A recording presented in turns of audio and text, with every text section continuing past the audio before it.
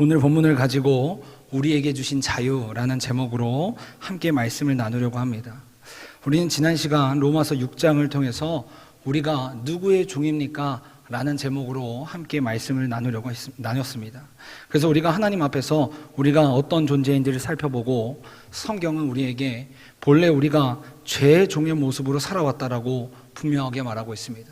그래서 로마서 6장 23절을 보면 우리에게 죄의 삭은 사망이라고 분명하게 말하면서 우리 모두가 죄인인 동시에 죽음을 경험할 수밖에 없는 존재라고 하나님께서 말씀하셨습니다. 그러나 성경은 동시에 우리에게 한 사람으로부터 들어온 죄가 한 사람으로 말미암아 곧 예수 그리스도로 말미암아 해결되었으며 죄인인 우리가 그 사실을 믿기만 하면 구원을 경험할 수 있는 의의 종으로 살아갈 수 있다라고 성경 우리에게 말하고 있습니다.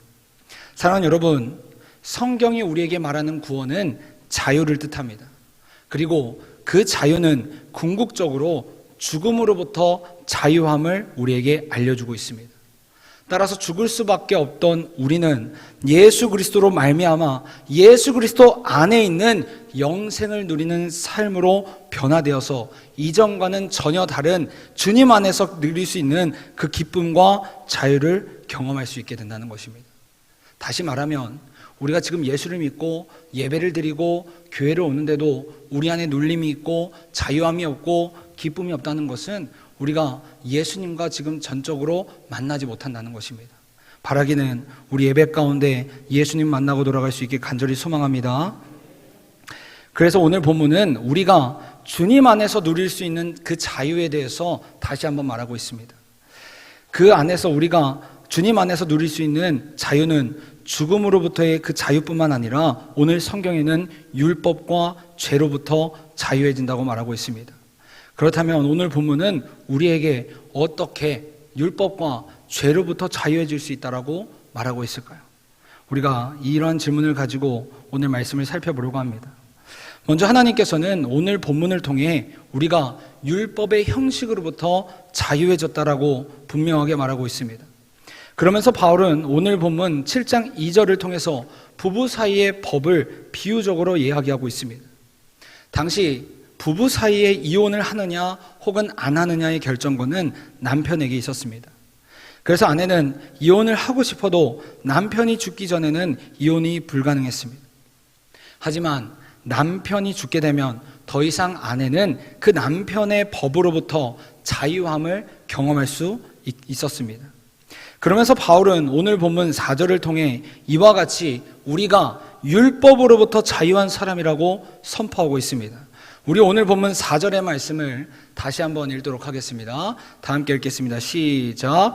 그러므로 내 형제들아 너희도 그리스도의 몸으로 말미암아 율법에 대하여 죽임을 당하였으니 이는 다른 이 곧 죽은 자 가운데서 살아나신 이에게 가서 우리가 하나님을 위하여 열매를 맺게 하려 함이라. 아멘. 사랑하는 여러분, 그리스도인은 율법에 대하여 죽은 존재들입니다.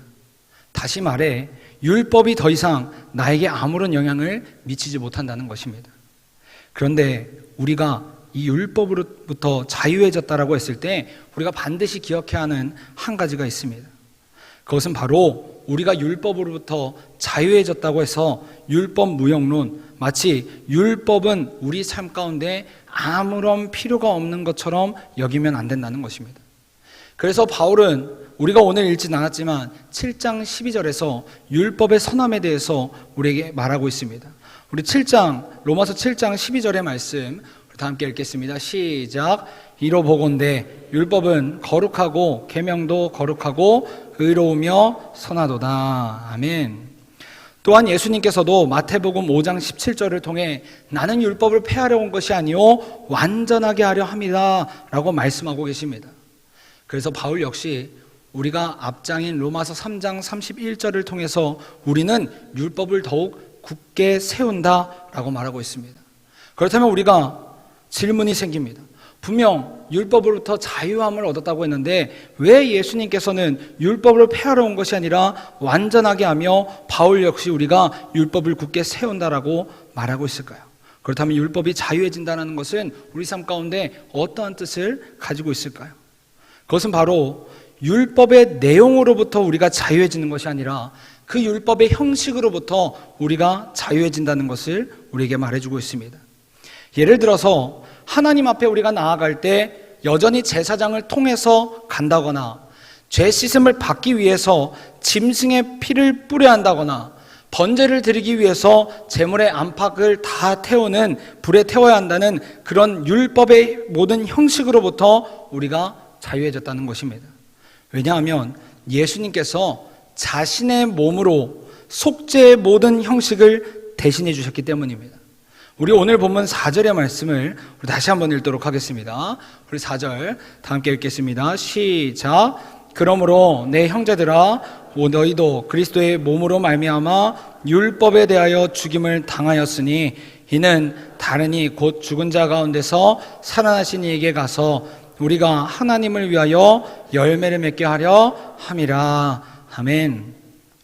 여기서 다르니 곧 죽은 자 가운데서 살아나신 이는 우리가 모두 아는 것처럼 죽은 자 가운데서 살아나신 예수님을 뜻합니다.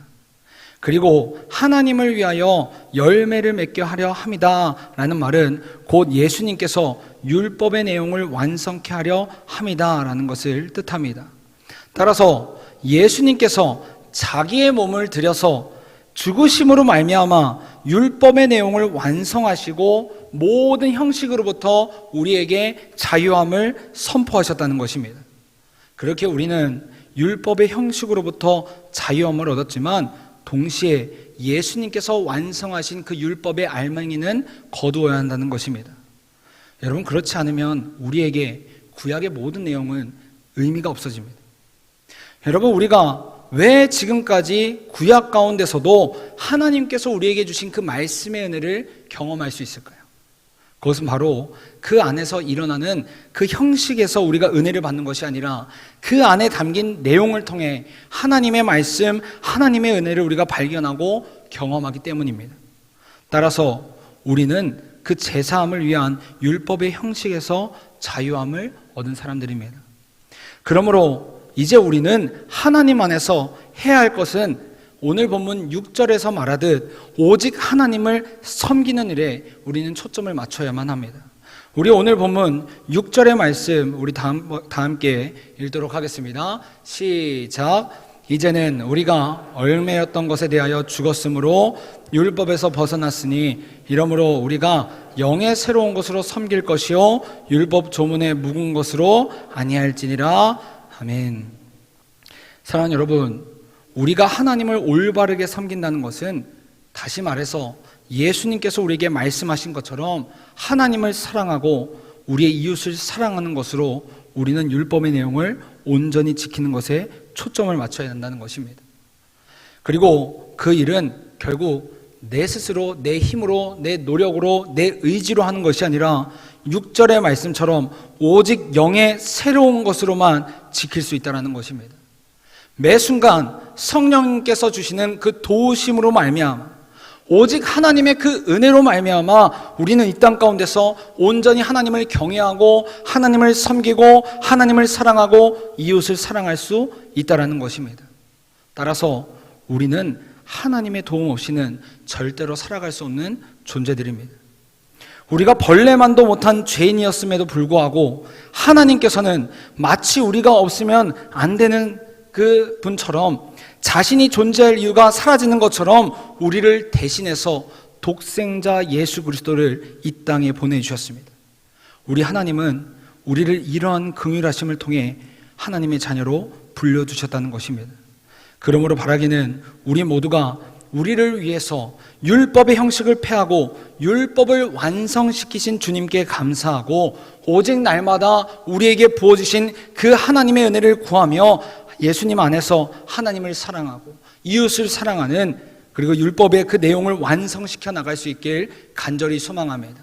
그래서 우리가 하나님의 은혜로 말미암아 오직 성령님의 도우심으로 말미암아 오직 하나님을 경외하는 삶, 하나님은 섬기는 그 삶에 초점을 맞추며 살아갈 수 있길 간절히 소망합니다. 두 번째로 성경은 우리가 죄로부터 자유함을 경험하는 사람들이라고 말하고 있습니다. 오늘 우리가 읽진 않았지만 7장 14절의 말씀은 이렇게 시작하고 있습니다. 율법은 신령한 줄 알거니와 라고 우리에게 말하고 있습니다. 즉 율법 자체는 아까 말씀드린 바와 같이 잘못된 것이 아니기에 우리가 하나님 말씀 앞에 섰을 때 우리는 하나님 말씀 가운데 우리 스스로가 죄인임을 깨닫고 인식할 수 있다는 것입니다. 그래서 우리는 오직 말씀 가운데 섰을 때에만 죄의 종인 우리의 모습을 발견할 수 있습니다. 이에 따라 바울은 14절 하반부에서 나는 육신에 속하여 죄 아래 팔렸도다 라고 말하면서 우리가 하나님 말씀 앞에 죄인임을 고백하고 있습니다. 그러면서 바울은 19절의 말씀을 통해 우리 안에 두 종류의 내가 존재한다라고 말하고 있습니다. 우리 7장 19절의 말씀 우리 다 함께 읽도록 하겠습니다. 시작. 내가 원하는 바 선은 행하지 아니하고 도리어 원하지 않은 바 악을 행하는도다. 아멘. 여러분 19절 가운데 등장하는 두 종류의 나 중에서 먼저 첫 번째로 등장하는 것이 원하는 바로서의 나이고 또 다른 하나가 행하는 바로서의 나입니다. 다시 말해서 본문에서 말하는 원하는 바로서의 나는 내 속사람, 하나님의 말씀을 아는 나, 하나님의 법을 따르는 나며 행하는 바로서의 나는 하나님의 말씀을 알고 있음에도 불구하고 육신 가운데 말씀대로 살지 않고 내 육신대로 사는 나를 뜻한다는 것입니다. 우리는 하나님의 말씀을 듣고 알기에 늘 하나님의 말씀대로 살고자 결심하고 노력합니다. 하지만 우리가 일상생활을 살아가면서 실제로 하나님의 말씀을 알고 있음에도 불구하고 반대로 행할 때가 있다는 것입니다. 예를 들어 어떤 아내가 있었다고 합니다. 남편이 예수를 믿지 않아서 마음속에 늘 불만이 있었어요. 그런데 어느 날 교회에서 성경 공부를 하는데 하나님께서 내 원수를 사랑하라 라는 말씀을 자기 가운데 주셨어요. 그리고 그 아내는 내가 그 말씀대로 내 원수인 내 남편을 사랑하며 살아야겠다 라고 결심했다고 합니다. 그렇지, 내가 믿는 사람인 내가 먼저 주님의 사랑을 흘려보내야 하는 통로가 되어야지, 내 십자가 지면서 살아야지, 이렇게 생각하고 집에 들어가기 전에 수없이 결심하고 집에 들어갔습니다. 하지만 대문을 열고 남편의 얼굴을 보는 순간 그동안 지었던 좋은 마음, 선한 생각, 그동안 결심했던 그 다짐들이 한순간에 사라지고 이전처럼 이 원수야, 네가 왜 내 편이냐, 남의 편이지 하면서 이전과 같은 똑같은 말과 행동을 보여줬다고 합니다. 물론 농담이지만, 웃고자 하는 이야기지만, 이처럼 우리 안에는 계속해서 하나님께서 원하시는 모습을 살려고 나름대로 노력하고 하지만 우리 안에 속사람과 옛사람이 계속해서 하는 씨름이 있다는 것입니다. 그리고 이건 말씀대로 사는 것이 아닌 것 같은데 하는 그런 찔림과 자책이 우리 안에 생긴다는 것입니다. 분명 마음으로는 하나님의 법을 따르고 하나님의 말씀대로 내가 살고자 하지만 일상생활 속에서 우리는 수많은 갈등 속에서 하나님과 반대되는 법, 죄의 법을 지배받을 때가 너무나도 많다라는 것입니다. 이처럼 우리는 우리 안에 있는 악이 살아서 역사하는, 분명 속사람은 하나님의 법을 즐거워하지만 죄에게 지는 모습들이 등장하고 있습니다. 그리고 이것이 심해지면 죄의 법이 나를 포로로 만들어서 끊임없이 나를 정죄하고 나 스스로를 올가매게 됩니다. 그래서 나오는 탄식이 바로 7장 24절에서 보여주는 바울의 탄식입니다. 우리 7장 24절의 말씀 우리 다 함께 읽도록 하겠습니다. 시작. 오라, 나는 곤고한 사람이로다. 이 사망의 몸에서 누가 나를 건져내랴. 아멘. 원하는 바를 할 수 없고 원치 않는 바를 행하고만 있으니 얼마나 속상하고 비참하면 바울 안에서 이러한 탄식이 절로 나오고 있을까요? 분명 우리 모두는 죄의 삭은 사망인 것을 알고 있는데 지금 나를 건져주는 사람이 누구겠는가 하면서 바울은 탄식하고 있습니다. 이처럼 우리는 주님 안에서 구원을 받았음에도 여전히 우리 안에 있는 선한 마음, 아름다운 생각으로 가득 차면 좋겠는데 시시각각으로 변하는 나의 감정과 생각으로 인해서 그 죄의 유혹으로 인해서 우리 가운데 그러한 것을 밀어내고 이러한 유혹들이 순간마다 찾아온다는 것입니다. 그런데 놀라운 것은 바울이 그때 하나님께 감사하는 고백을 올려드리기 시작합니다. 하나님 앞에서 분명 탄식을 하던 바울이 왜 갑자기 180도로 변해서 하나님께 감사를 올려드릴 수 있을까요? 그 이유는 바로 오늘 우리가 읽진 않았지만 8장 1절과 2절의 말씀을 보면 우리가 그 이유를 알 수가 있습니다. 우리 로마서 8장 1절과 2절의 말씀 우리 다 함께 읽겠습니다. 시작. 그러므로 이제 그리스도 예수 안에 있는 자에게는 결코 정죄함이 없나니 이는 그리스도 예수 안에 있는 생명의 성령의 법이 죄와 사망의 법에서 너를 해방하였음이라. 아멘. 사랑하는 여러분, 예수 그리스도께서는 이러한 우리를 위해 이미 십자가에서 구원을 완성하셨습니다. 십자가에서 이미 우리의 모든 문제와 죄를 해결하시고 승리를 선포하셨다는 것입니다. 따라서 우리는 나의 마음이 주님께 고정되어 있는 한 내 삶과 육신 가운데 아직까지 죄의 간섭과 유혹이 있다고 할지라도 문제가 되지 않는다는 것입니다. 왜냐하면 우리 마음이 온전히 하나님의 법에만 매어 달려 있으면, 오직 하나님을 붙잡고 하나님께 매어 달려 있기만 한다면 주님께서 우리 안에 있는 아직까지 남아있는 그 죄의 잔재를 말끔히 없애주실 것이기 때문입니다. 우리 말라기 4장 2절의 말씀을 우리 다 함께 읽도록 하겠습니다. 시작. 내 이름을 경외하는 너희에게는 공의로운 해가 떠올라서 치료하는 광선을 비추리니 너희가 나가서 외양간에서 나온 송아같이 뛰리라. 아멘. 사랑하는 여러분, 여기서 공의로운 해는 예수님을 뜻합니다. 이처럼 예수님께서는 내 죄를 대신 지고 단 한 번만 용서해주고 나몰라라 하시는 것이 아니라, 비록 여전히 우리가 죄 가운데서 죄에 빠져서 있지만 하나님을 온전히 붙잡고 살아가기만 한다면 우리 삶 가운데 우리가 온전히 그리스도인으로 살아갈 수 있도록 치료하는 광선을 비춰주시며 끊임없이 우리를 도와주시는 분이시라는 것입니다. 따라서 우리가 하나님 앞에서 여전히 죄된 모습, 죄인의 모습이 있다는 것을 온전히 인식하고, 하나님, 여전히 저는 하나님의 은혜가 필요합니다. 주님, 나를 불쌍히 여겨주세요. 하나님, 저를 불쌍히 여겨주세요. 라며 하나님의 은혜를 구해야만 한다는 것입니다. 그래야지만 우리는 주님과 인격적인 만남과 교제를 통해 그 치료하는 광선의 은혜를 경험하여 말라기의 말씀처럼 주님 안에서 참 자유의 기쁨을 만끽할 수 있기 때문입니다.